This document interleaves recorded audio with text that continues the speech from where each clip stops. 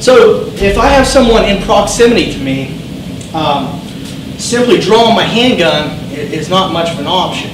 I have a complex movement to do here to get this gun out, where he just has a gross motor movement of hitting me. So if I'm just standing here, we're having an argument, I feel I need to draw my gun for whatever reason, possibly his friends are coming, they have a weapon back there, whatever, I have someone in proximity, if I simply draw my gun, he's just going to hit me, and I wasted my time there. I've possibly even given him the gun if he's struck me effectively. So the biggest thing, don't access when you have equal access between you and the opponent, okay? And that's what that weapons accessing program that we have covers in more detail. But to give you a quick, short few techniques you can do off of here, what we want to do, if I have somebody in proximity and I feel that threat, that danger, maybe he reached for something, whatever the situation may be, to draw my gun, what I need to do is disrupt him first, okay? So the best way to do that is simply strike him. So as we're standing here talking, and I just need to go, I'm just going to hit him as I move to go for my gun. And then there's no point in standing here in front of him. I'm going to continue to move as I draw my gun.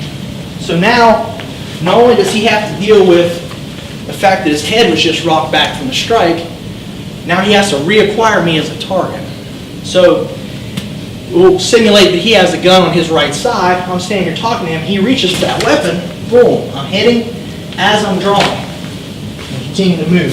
So if he were to draw, he now has to turn to find me. Which direction you move will be based on the structure, where you're at, what kind of obstacles you have between us. Obviously, we're on a nice matted floor here. We're training. But in reality, there's a lot of jumble and things around. So you do want to train going different directions. There's a time when you need to go back. Again, you can still strike with something, get something in his face, even if it's not incredibly powerful. I may just be going towards his eyes with the claw here. But again, I'm going to move as I draw that gun out. Okay. So obviously, if your only shooting platform is isosceles, okay, or weaver or whatever, you're not going to be able to perform these movements appropriately. You have to have a flexible shooting platform and able to be able to shoot on the move from various directions. Okay? Now, another tool I can use if I don't want to hurt him for some reason, I don't know his level of involvement in the situation, but he's close to me, I need to move his body to deal with possibly another threat, rather than gouge him in the eyes or to the throat, whatever, a more combative type of strike. What I'm going to do is the frame. Okay, and this was created by my instructor, John Davis of the Full Spectrum Combat Academy. This is part of his Power Shot program. It's a way to move a body, and it's an excellent way to initiate an attack. Okay.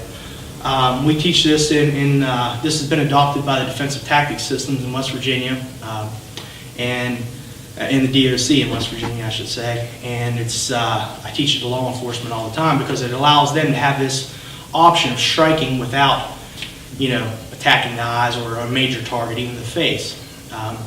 So what I'm going to do from my ready position here, I'm talking to this person. For whatever reason, I need to move their body to access. I'm going to take my hand and grab my own wrist, and I'm creating a frame here, okay, from my arms. With this frame, I'm going to strike to his upper chest area. I'm going to go right above the nipple line because I want his top half going backward to get his center of balance going back. I'm going to strike. The impact should happen slightly beyond 90 degrees, and I need to explode through that to continue to shove him. Now, if his feet are square in this position, like they often are when we're in this type of confrontation, he'll really go for a ride. I'm not going to hit him full power, but if you do, they'll really move no matter how big they are because of that structure. It's weak. Okay. So here I attack, and this is a strike. It's going to shoot him back. Now that was just a shove the way I showed it, but it will be a ballistic in and out. Boom. I want that thing coming back as fast as it went out. Again, we're talking. Boom. And now I'm in position to draw. Now, one more option we have from this position And this is from Dom Rasso of Dynamis Alliance. That's the only place I've ever seen it. I assume he invented it. And it seems to have a place. What he's doing here, his draw stroke is coming up the center, and he's actually pulling his clothing up here to this position to protect his face with his elbow as he draws the gun out. Okay? So this allows me to clear the garment at the same time protect from strikes. So if I didn't want to strike him, or I had multiple people around me, or maybe just someone on this side, and I need to get this out, I don't know what he's going to do, I can use this technique. So if he were to, when I go to move, just slowly throw me a punch, okay? So I see a threat over there, I go to draw, I have this up, I'm more likely to be able to defend myself from at least being knocked out. I may be knocked off balance. Obviously, if he hits my arm, I'm still going to be disrupted. But I'm in better shape than standing here like this and getting punched in the jaw. Okay? So again, that technique, and again, you can look at that up online. Check out the guy that created it. He might have some more details for you with it. But it's worth a look. I think it's another applicable draw. Again, I'm standing here, I draw up.